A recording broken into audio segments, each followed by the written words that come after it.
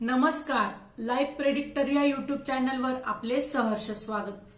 आजच्या व्हिडिओमध्ये आपण जाणून घेणार आहोत 28 ऑक्टोबर ते 3 नोव्हेंबर 2025 चे साप्ताहिक राशी भविष्य। मेष रास सप्ताहात होणारा शनी मंगळ शुभयोग कर्जाचा ताण कमी करणारा आहे। दूरच्या प्रवासातील अडथळे दूर होतील। घर जागा यांच्या खरेदीसाठी कर्ज मंजूर होईल। नोकरीत पदोन्नती मिळेल।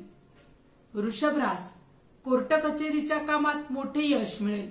निवडणुकीत देखील सरशी होईल। मोठ्या स्पर्धेत यश मिळेल। भावंडे नातेवाईक यांच्याशी असलेले मतभेद आता मिटतील। छोटे प्रवास सहलींमधून आनंद मिळेल।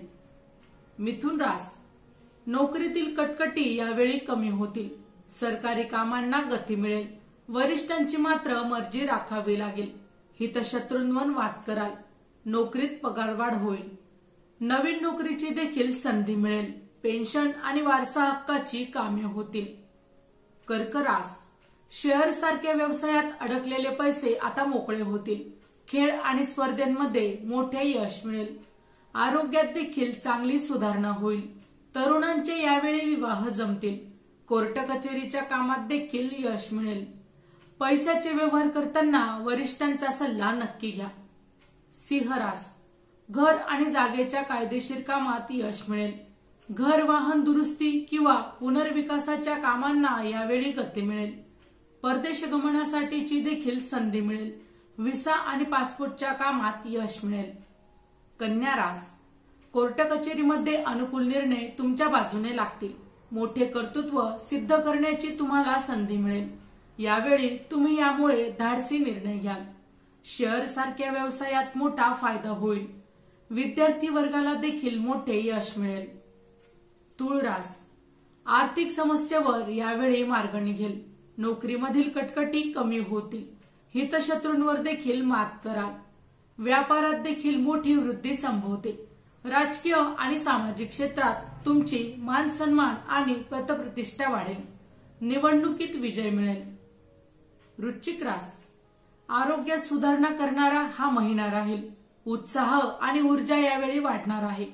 कोर्ट कचेरी वादविवादात तुमची सरशी होईल। यामुळे धाडसी निर्णय घ्याल। मुलांच्या समस्या सोडवण्यात यश मिळेल।